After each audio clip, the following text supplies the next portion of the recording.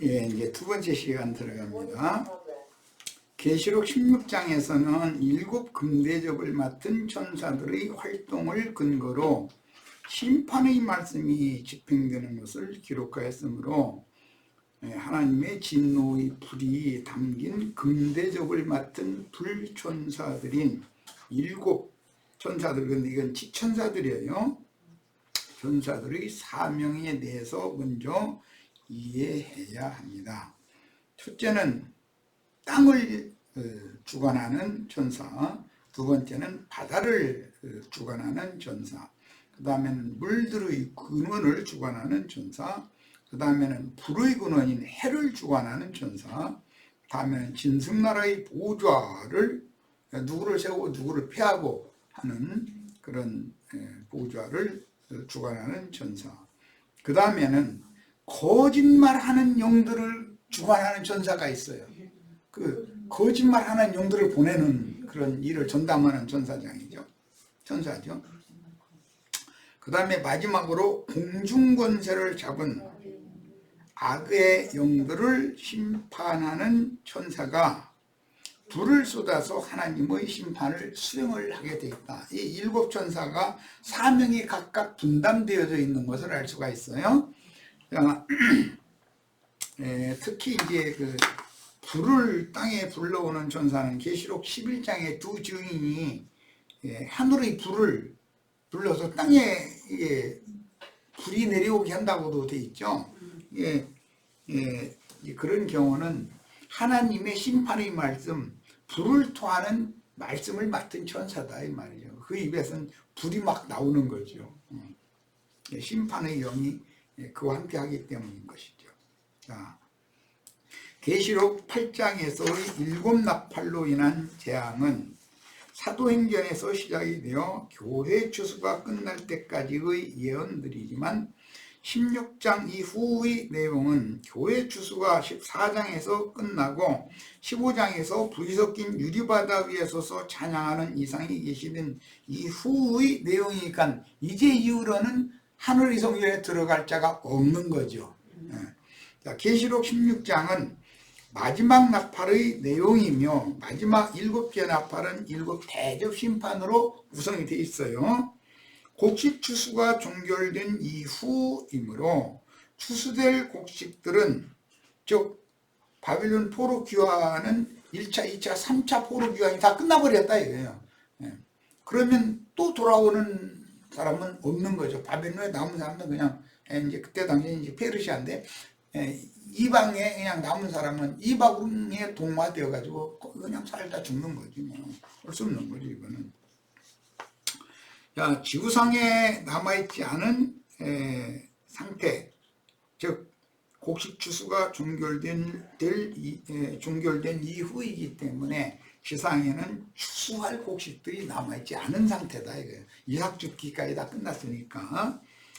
그런 점이 계시록 8장과는 계시록 15장 이후는 다른 점이에요. 8장은 이어지지만 추수할 자들이 15장 이후에는 땅에서 추수되어져서 하늘 성전에 들어갈 자가 더 이상 없는 거예요.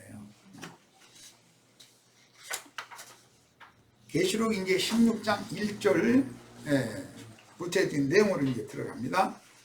또 내가 들으니 성전에서, 이 성전이라는 것은 하늘의 성전인 거예요. 이 성전은 하나님 자신이죠.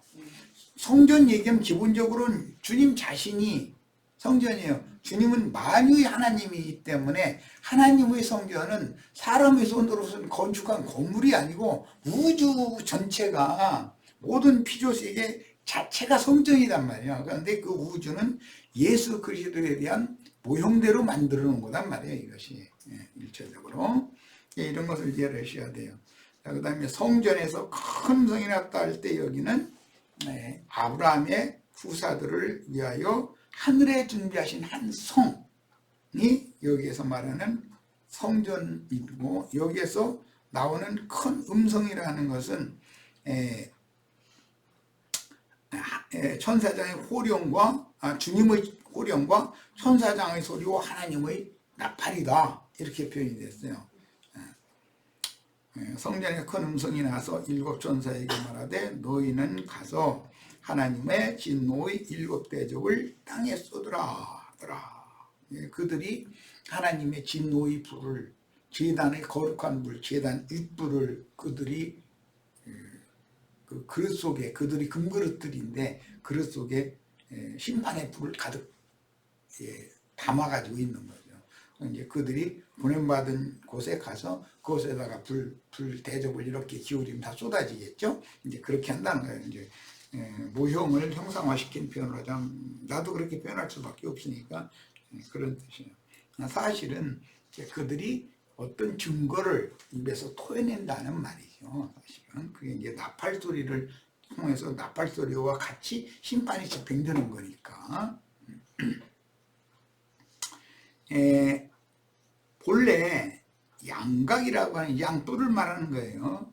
그걸 이제 나팔을 만드는 경우 양각은 관유를 담아가지고 누구에게 하나님의 사자가 보냄을 받아서 왕이나 제사장이나 선지자로 위임하여 기름을 부을 때 쓰는 것이 목적이었어요. 양뿔이라는 거는.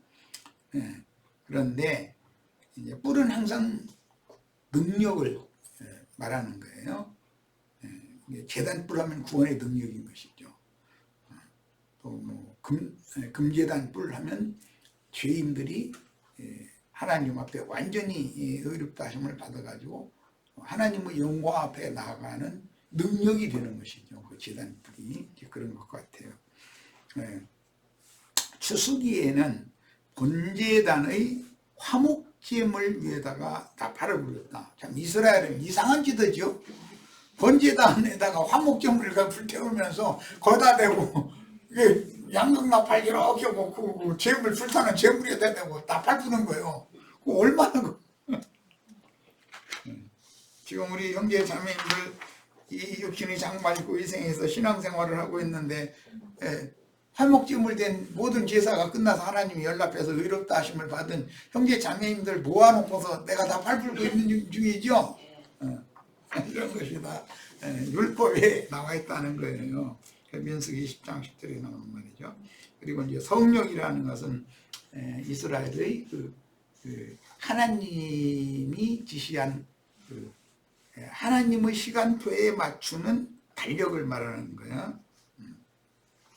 성령의 희년선포, 아까 이제 50일째 될 때 희년이 오는 이야기 했어요. 첫 열매의 추수와 제사가 바쳐진 후로 40일이 지나고 그 다음에 또 10일이 지난 다음에 오순절, 그 본물 추수 두 번째 돌아온 무리가 이제 그때 본격적으로 오는 거죠. 그들을 위해서는 주님이 먼저 처음 익은 열매의 한 단을 하나님 앞에 미리 드리는 제사를 했어야 되는 거. 그들이 제자들과 함께하는 120명의 무리였던 거잖아요. 한 단. 그런데 그들을 통해서 이제 막 대량으로 이제 주님의 집으로 돌아오는 나팔이 부르지는 거예요. 자, 성령의 희년선포와 7월 10일 속죄를 알리는 용도로 쓰였고, 이건 레위기 25장에 나오는 말이에요. 왕위 계승을 위한 대관식을 온 천하에 알릴 때 그 양각나팔을 불었죠. 다윗의 후예자인 솔로몬이 대관식을 집행하는 나팔을 온 땅에 공포를 할 때 그 양각나팔 소리가 들리고 이제 그랬다고 돼 있죠. 불나팔이 부러졌다고 그랬어요. 그다음에 원수를 심판할 날이 이른 사실을 보고하는 용도로 쓰였어요. 그것을 이제 전쟁나팔이라 그러는데 원수를 심판할 날을 포고하는 이야기는 에스더서 우리가 엊그제 읽었는데 아주 세밀하게 누구나 이해할 수 있도록 이게 황제의 어인이 지킨 그 모르드게가 작성한 문서, 그것을 가지고 그 황명을 온 천하에 속히 선포하고 전파를 해야 되는 사명을 받은 황실에서 기르는 발이 가장 빠른 준마, 그 말을 잘 타는 그 사람들이 그 포고문을 가지고 자기가 보냄받은 곳으로 가는 거죠. 하면서 막 나팔을 부는 거예요. 그렇게 되면은 결과적으로는 유다인들의 깨어난 자들이 함므다다의 손자인 그 하만과 동역하는 하만 족속, 그와 동역하는 자들 전부 싹 도둑내는 게 나팔을 부는 거죠. 이런 것을 심판 나팔이다, 그렇게 표현하는 거예요. 이미 앞에서 상고한 바와 같이 계시록 7인이 열리면 7나팔이 부러지고 처음 4나팔과 나중 3나팔로 구분이 되며, 나중 3나팔 중 마지막 나팔 내용은 하나님의 진노의 7 대접들의 내용으로 구성되었는데, 주님의 예언에 따라 가라지들, 악한 포도나무 송이와 바다 고기 중의 못된 것들에게 부어지는 심판의 불대접 내용이 계시록 16장에 나오는 내용이다. 7 금대접이 쏟아 부어지는 거예요. 우리는 심판의 불이 하늘에서 쏟아 부어지는 것을 이해하기 위하여 창세기에서 소돔과 고모라와 아드마와 스보임, 그리고 그 이웃 도시들인 소돔 왕국의 유황과 불을 비같이 내려서 그 성들과 온 들과 성에 관한 모든 백성과 땅에 난 모든 것들을 다 엎어서 멸하신 사건이 창세기 19장에 나왔죠. 이게 이제 훗날 출애굽기 9장 이후에 보면 애굽에 똑같은 이런 재앙이 임하게 되죠. 자, 계시록 이제 16장 본문 말씀입니다. 5째 인을 떼실 때 하나님의 말씀과 그들이 가진 증거로 말미암아 죽임을 당한 영혼들이, 이것은 계시록 6장 9절로 11절에 나오는 말씀이에요. 표시라네요. 6장 9절로 11절에 나오는 말씀입니다. 5째 인을 떼실 때 하나님 말씀과 그들이 가진 증거로 말미암아 죽임을 당한 영혼들이 제단 아래에 있어 큰 소리로 불러 이르되 거룩하고 참되신 대주제여, 땅에 거하는 자들을 심판하여 우리의 피를 신원하여 주시지 아니하시기를 어느 때까지 하려 하시나이까 하니, 각각 그들에게, 그들은 제단 아래에서 호소하는 영혼들이에요. 흰 두루마기를 주시며 이르시되 아직 잠시 동안 쉬되 그들의 동무종들과 형제들도 자기처럼 죽임을 당하여 그 수가 차기까지 하라 하시더라. 그러니까 증인들은 매 세대마다 이와 같이 죽임당해서 수가 채워졌고 마지막 수가 채워지는 일이 있어야 된다는 것이죠. 이것은 사실은 용이 삼킨 거지만, 해를 입은 여자가 낳은 사내 아이를 용이 삼킨 것이지만 사실은 그 영혼이 평안에 들어간 거예요. 안식에 쉬러 들어간 거예요. 이렇게 기록을 하셨는데, 이제는 증인들의 수가 찼으므로 땅에 거하는 자들을 심판하여 하늘 성전의 제단들로 순교자들의 피를 신원하여 구속을 이루시는 것입니다. 땅의 짐승들이라는 것은 거짓 선지자들이죠. 거짓 선지자들과 동역하는 자들은 짐승의 몸을 세우는 자들인 거예요. 그러니까 기독교라는 건 사실은 그리스도의 몸을 세우는 게 아니라 짐승의 몸을 세우는 거죠. 그래서 우리는 그리스도의 사람, 하나님의 사람들이 되는 걸 추구를 해야지 기독교인이 되는 걸 추구하면 안 된다. 이건 뭐 기본적인 진리죠. 자, 분명히 주님께서 다시 임하실 때 세상에 있을 하나님의 심판을 노아의 때와 같을 것이라고 하셨고, 롯의 때와도 같을 것이라고도 예언하셨으며, 옛 세상을 물로 심판하신 것과 같이 오는 세상은 불로 살 것이다 라고 이미 예언이 되어져 있어요. 자, 이미 앞에서 노아의 때와 같은 홍수 심판은 하늘에서 비가 내리고 땅에서 창수가 터지며 큰 바람이 불어서 반석 위에 지은 집과 모래 위에 지은 집을 시험할 때다라고 이미 예언이 되어 있는 거예요. 그게 짐승 때죠. 실제로는 이제 유브라데 강가에 매어 있던 네 바람 천사를 풀어서 그 네 천사가 자기가 보냄받은 방향으로 신속히 이렇게 가게 되면 온 땅 사방에 이제 이 바람이 그 불바람으로 변하는 것이고, 몇 년 전에 우리 저 강원도 그쪽에 그 막 불바람 타고서 그 불이 그냥 엉뚱한 산까지 그냥 한껏 휙 날아가 버리고 그랬다는 거죠. 이제 그런 건 하나의 표상이죠. 심판의 불이 한번 어느 곳에서 시작이 되면, 즉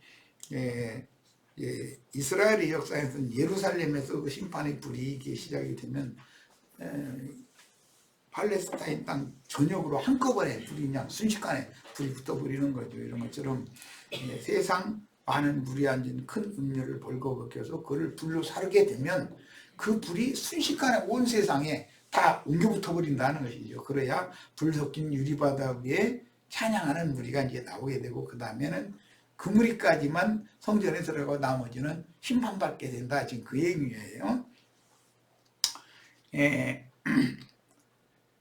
그 다음에 주의 증인들의 입에서는 진리의 말씀이 증거되고, 짐승의 우상들인 뱀의 입에서도 동물을 토하여 택하신 자라도 미혹하고, 선지자가 하늘의 불을 내려오게 하니까 그 대적자들, 무적행에서 올라온 거짓 선지자들인 황충군대의 지도자들인 대적자들도 심지어 이게 불이 내려오게도 그들 더더라는 거예요. 그러니까 보니까 기독교인들도 불로 많이 하죠. 불 받아라 했었고 뭐. 그런데 그게 사실은 그 불 받으면 심판의 불 받는 거죠.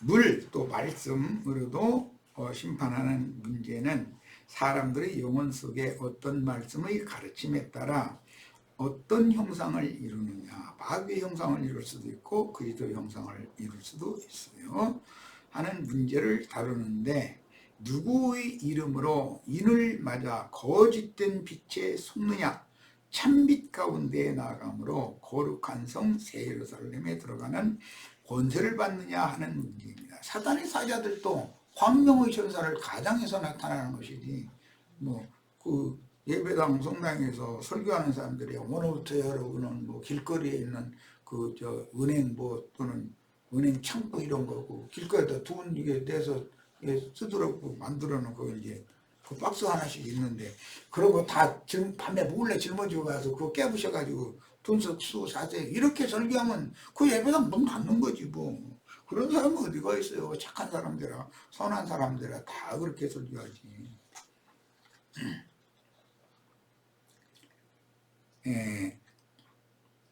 하늘성전의 제단불을 7금 대접에 담아서 보내신 7 전사들이, 이건 지천사들이에요. 야곱 족속은 불이 되고 요셉 족속은 불꽃이 된다고 그랬어요. 땅과 바다와 짐승의 보좌에 쏟아부어 불의 말씀이 기독교계와 세상 심판으로 집행된 후에나 주와 그 그리스도의 왕국이 나타나서 그 천년이 차도록 새 시대가 이어지는 거예요. 주님은 세상이 새롭게 되는 이야기를 말씀하셨는데, 이것은 주님의 그 예언은 유대교가 끝나고 교회 시대가 열리는 것을 염두에 둔 말이지만, 이제 교회 시대가 끝나면 그 천년기의 그리스도의 왕국 시대가 다시 이게 새 시대로 열리는 거죠. 자, 그런 거 보고 이제 개천한다 그러는데 하늘이 열린다 이거예요. 표현상 그렇게 말하는 거예요. 하나님 왕국이 열린다 이런 말이죠. 거짓 선지자들의 특징은 하나님께서 천성적인 사람들에게 입혀주신 10가지의 보석들로 치장하고, 그러니까 사람들을 속기가 쉽죠.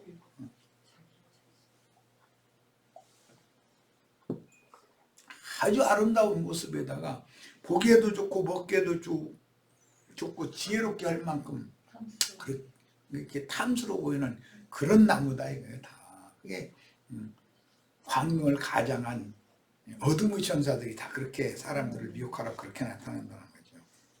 그러니까 그렇게 나타나는 자들, 그 거짓말하는 자들을 주관하는, 거짓말하게 하는 천사가 7천사 중에 있어. 7불대족 다스리는 천사 중에는. 그거 참 신기한 일이요. 그 거짓의 아비인 마귀 자식들은 활동하지 무더기만 해야 되는데 7천사 중에는 거짓말하는 용들을 이렇게 주장하는, 관장하는 그런 천사도 보냄을 받는다는 거죠. 그 다음에 거짓 선지자들의 특징은 하나님께서 천성적인 사람들에게 입혀주신 10가지 보석의 보석으로 치장하고 자기 자신을 볼 때 아무 흠도 없고 나무랄 데가 없다고 느끼기 때문에 그게 스스로에게 뱀의 영향에서 지금 미혹당하고 있는 거죠. 육체로 흠이 없는 육체가 있을 수가 있다는 거예요, 없다는 거예요. 입으로는 없다고 해가면서 자기는 그래도 나 정도는 돼야지 이런다 이거예요. 정말 힘든 사람들이죠. 더러운 육체의 행위들을 간교하게 일선으로 감추고 신들 중 하나로 나타나서 사람들에게 존경과 영광의 대상이 되는 우상들이 되는 것입니다. 그들은 하나님의 말씀을 사람의 교훈으로 가르치기 위하여 여러 가지 그럴듯한 신학 이론들과 인간 세상의 철학 등을 앞세워 기록된 진리의 글인 성경보다 더욱 구원의를 부여한다. 기독교계의 조직신학을 로마계 교우들과 기독교계 신학자들이 만든 건데 성경보다 그게 더 권위가 있는 것을 자꾸 세뇌를 시킨다. 그 이제 툭 하면 당신 신학은 했느냐? 무슨 신학 했느냐? 이거 물어보잖아요. 그럼 뭔 뜻이에요? 그들은 하나님의 말씀을 믿음의 기본으로 이렇게 기준, 스탠다드로 생각하지 않고 신학을 믿음의 기준으로 생각한다라는 말이죠. 참 황당한 사람들이죠. 그들이 하는 짓거리는 전부 진리의 말씀인 하나님의 말씀을 자기네들의 부귀영화를 위하여 오남용하기 위하여 부분 인용을 하면서 말씀 가지고 말장난하는 것이죠. 말씀 팔아서 부귀영화를 사는 자들이니까. 하나님의 보내심을 받은 증인들이라면 하나님의 말씀을 증거하되 기록된 성경을 증거로 모든 이론을 파하고 그리스도와 교회의 비밀을 밝힐 것이며, 이게 증인들이 하는 얘기죠. 증인들은 이 작은 책의 말씀을 받으면 당연히 이런 일을 해야 되는 거예요. 사람의 교리를 섞지 않고 하나님 말씀을 혼잡하게 가르치지 않아야 된단 말이에요. 제일 중요한 것은 성경으로 성경을 증거하는 것을, 이게 완전히 익숙해진 사람들이죠. 성경 어느 책을 읽어도 역사적인 사실 어떤 사건을 뭐 여러 가지에서 이것은 사실은 하나님의 구속사를 말하고자 하는 표상일 뿐이지 이것은 무슨 역사적이나 무슨 어떤 이적 기사가 일어난 것을 말하는 것이 목적이 아니다라고 그들은 기본적으로 성경을 보는 관점이 확고하게 이게 돼 있단 말이에요. 구원의 말씀으로 적용하고 구원받을 자들의 수가 채워지면 그냥 하나님 말씀에는 구원의 말씀도 있지만 적으로 심판의 말씀도 있는 거기 때문에 그 양면을 그렇게 적용, 주속사로 적용할 줄을 아는 사람들이 돼야 되는 것이죠. 그건 이제 계시가 필요해요. 그러려면 더러는 성경으로 성경을 증거하는 것을 반대하거나 싫어해. 그냥 지식, 타고난 인간의 혼적 지식으로 뭘 그냥 자기가 뭘 다 아는 것처럼, 자기는 다 된 것처럼 뭐 조금 아는 것 같으면 막 주장을 하고 하는 것이 사람의 그 타고난 교만성인데, 그것에서 완전히 벗어나지 못하는 사람들이 참 많죠. 뭐 교계에서도 보면은 뭐 아는 분들이 그런 사람들을 이렇게 지적을 해가면서 나는 그런 사람들처럼 목회하지 않겠다. 나는 깨끗하게 정말로 하나님의 뜻에 따라서 목회를 잘하겠다 하는데 여전히 하나님이 보시기에는 소돔성문에 앉은 자인 것이 소돔성에 나온 자가 아니면 안 된다. 페르시아에 여전히 남아있으면 안 된다 이거예요. 거길 떠나서 나와야죠.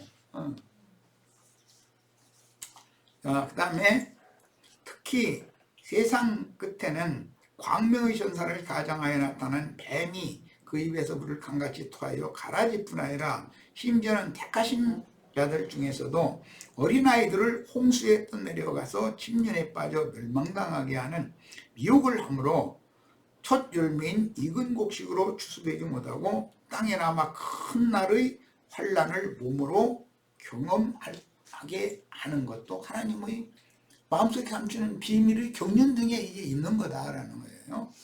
그들은 기록된 진리의 글인 성경 말씀을 버리고 말하는 짐승우상 앞에서 그 짐승의 일을 받으면 특징이 말하는 권세를 받는 거죠. 그 말로 매매를 또 한다고 이렇게 돼 있어요. 근데 이게 참 비밀들이죠. 예. 말하는 짐승 우상 앞에서 유브라데 하수물을 마심으로 그 영혼 속에는 복음 진리가 기록되는 것이 아니고 짐승의 이름이 기록되어 하나님의 영광에 이룰 수 없는 천성적인 인간의 선과 의를 추구하거나 타락한 인간 본능의 혼적인 누림에 취하여 영혼들을 혼잡하고 어지러움에 붙잡혀 진리 분별을 하지 못하게 하는 그런 영들을 관리하는 천사가 7천사 중에 들어있어요. 거짓말하는 영들을 관리하는 신이 있는 거예요. 너는 너 누구한테 가서 이렇게 그 사람은 이것이 약점이니까 이것을 가지고 잘 꿰가지고 이렇게 거짓말을 해라 이렇게 보낸다는 거예요. 이게 거짓말 여러 종류가 있으니까. 자, 이렇게 진리를 따르지 않고 사람의 간사한 유혹에 넘어간 모든 신자들을 풀무불 심판을 거쳐 영원히 쉼이 없는 지옥 형벌을 받게 하는 마지막 심판의 과정에는 반드시 가라지를 풀무불에 던지는 이제 계시록에서는 소돔과 고모라의 포도송이를 포도주 틀에다가 던지고 발라 짜는 이제 그런 거죠. 이런 심판 과정이 있게 마련이기 때문에 가라지를 풀무불에 던지는 종교적인 박해와 이방 악인들을 풀무불에 던지는 큰 날의 전쟁이라는 것은 필수적으로 있게 마련이다. 가라지들을 불에 던져 넣어 그 육신의 몸을 악랄한 방법으로 죽게 하는 세상 권세자들은 이 세상의 정사와 권세를 잡은 바다에서 나오는 짐승의 열불들이 그 일을 하는 것이죠. 그러니까 땅에서 올라온 짐승들이 증인들을 죽이고 그 수를 채우면 바다에서 올라오는 짐승들이 땅의 짐승들의 그 짝인 많은 무리한 큰 음료를 홀딱 뜯겨가지고 불살라버리는 일을 하는 거죠. 어제 마침 여기 나랑 대화를 나눈 그 목회자는 굉장히 유능한 표현이고 이게 많이 열려있는 분인 것을 이 얘기를 하더라고요. 성경의 음녀와 창녀는 다르다. 아우 너무 지당한 말인 것이죠. 음녀는 엄연하게 자기 남편이 있는데 괜히 남편 출근하면 괜히 화장대에 앉아서 뭐 찍어바려고 이러고 나가는 건 그건 음녀고, 창녀라는 것은 돈벌이를 위해서 길거리 돌아다니면서 아무나 남자면 다 돈으로 왜 애기 어른이 올 것 없이 그런 건 이제 창녀 그런 거 당연히 다릅니다. 바깥에 창녀들이 별짓을 하거나 말거나 어떤 남편이 그 창녀들을 심판한다고 막 길을 쓰고 전혀 죽여야 된다고 그런 어떤 남편이 어디가 있어요. 자기 아내가 엉뚱한 짓을 하니까 그 음녀 노릇을 하니까 난리를 내고 이제 재판도 없고 막 심판해버려야 된다고 난리 나고 그런 것이지. 아니 길거리 창녀들을 어떤 사람들이 왜 관여를 합니까? 그건 그 사람들이 먹고 살자고 하는 짓이니까 그런가 보다고. 알도 못하고 누가 창녀인지 어떻게 알아. 나 여기 창녀하고 써붙이고 다니는 사람은 없으니까. 하나님은 당신의 아내이면서 마귀의 자식들 땅의 7 왕족들 그들 그냥 은밀하게 그들과 사통을 하는 그 음녀니까 하나님이 그걸 막 가만 안 놔도 심판하는 얘기인 거죠. 이건 참 너무 너무 합당한 표현을 하시더라고요. 예. 이렇게 진리를 따르지 않고 사람의 간사한 유혹에 넘어간 모든 신자들을 풀무불 심판을 거쳐 영원히 쉼이 없는 지옥 형벌을 받게 하는 마지막 심판 과정에는 반드시 가라지를 풀무불에 던지는 종교적인 박해와 이방 악인들을 풀무불에 던지는 큰 나라의 전쟁이 있게 마련이다. 그러니까 음녀부터 심판하고 하나님의 집에서부터 심판이 되는 거예요. 그리고 이방 세상 나라가 지옥으로 심판받는 거예요. 자, 큰 음녀와 그녀의 간부, 가늠관계의 남편, 조금 전에 이제 설명을 했어요. 네, 그런 자들은 하나님이 절대 용서하지 않는다. 자기 아내인데 어떤 그 짐승놈과 간통을 했으면 그 짐승놈과 그 여자를 둘 다 쳐 죽이도록 되어 있는 게 율법이잖아요. 짐승과 소통을 하면. 가라지들은 육신이 죽은 후에 그 영혼이 그리스도의 심판대에 서서 영영한 불못으로 들어가게 되며 영적 생명이 너무 어린 자들은 바깥 어두운 데로 쫓겨나는 심판을 받게 되므로 최종적으로 추수되어 들어가는 영생의 처소로 나뉜 세 갈래로 갈라지게 된다. 이건 뭐 큰성이 세 갈래로 갈라진다는 것은 사람이 몸과 혼과 영과 혼과 몸으로 되어 있으니까 당연히 세 부류로 이렇게 나눠지게 마련이죠. 근데 남은 자들 중에 영적인 자들이다라는 것은 인마진 12지파와 함께 땅에 하나님의 장막을 세울 자들이 되는 것이고, 누구는 마곡 세상에 살아남은 짐승의 마음을 받은 자들이고, 누구는 아예 지옥불로 심판해 버려야 될 자들, 이렇게 딱 갈라질 수밖에 없는 거죠.